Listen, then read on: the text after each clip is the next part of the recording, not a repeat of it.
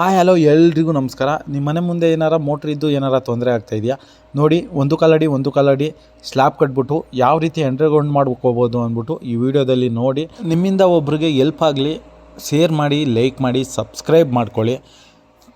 Already borewell ಒಳಗಡೆ 25 pipe, cable, motor pump ಎಲ್ಲ ಇದೆ. ಅದನ್ನು ನಾವು ಕೇಸಿಂಗ ಯಾವ ರೀತಿ ಮೋಟ್ರ್ ಎತ್ತಿದಿರಾನೆ ಯಾವ ರೀತಿ ತೆಗಿಬೋದು ಅಂದ್ಬಿಟ್ಟು ನೋಡಿ. ಈ ವಿಡಿಯೋ ನೋಡಾದ್ಮೇಲೆ ಲೈಕ್ ಮಾಡಿ. ಅಂಡರ್ಗ್ರೌಂಡ್ ತೊಟ್ಟಿ ಮಾಡೋಕ್ಕೆ ಏನಪ್ಪ ಕಾರಣ ಅಂದರೆ, ತೋಟದ ಹತ್ರ 2 ಬೋರ್ ಹಾಕ್ಸಿ ಫೈಲ್ ಆಗಿತ್ತು, ಮನೆ ಹತ್ರನೇ ಹಾಕ್ಸ್ಕೊಂಡಿದ್ರು. ಇಲ್ಲಿಂದ ಅರ್ಧ ಕಿಲೋಮೀಟ್ರ್ ನೀರು ಹೋಗುತ್ತೆ. ಅದಕ್ಕೆ ಅಂಡರ್ಗ್ರೌಂಡ್ ತೊಟ್ಟಿ ಮಾಡಿಸ್ಕೊಂಡು ಕಾರು, ಬೈಕು ಏನಾರ ನಿಲ್ಲಿಸ್ಕೋಬೋದು, ಮತ್ತು ಹೋಗು ಬರೋಕ್ಕೂ ಈಸಿ ಆಗ್ತದೆ ಅಂದ್ಬಿಟ್ಟು ಈ ರೀತಿ ಸ್ಲ್ಯಾಬ್ ಮಾಡಿಸ್ಕೊಂಡಿದ್ದಾರೆ. ಸರ್, ಫುಲ್ ಮೋಟ್ರ್ ಎತ್ತೋ ಅವಶ್ಯಕತೆಯೇ ಇರಲ್ಲ ಸರ್. ಸಾಕು, ಒಂದು ಲಂತ್ ಎತ್ಬಿಟ್ಟು ಆ ಕೇಸಿಂಗ್ ತಕ್ಕೊಳ್ಳೋವಷ್ಟು ಜಾಗ ಆದರೆ ಸಾಕು, ಆರಾಮಾಗೆ ಇಳಗಿಸ್ಕೋಬೋದು.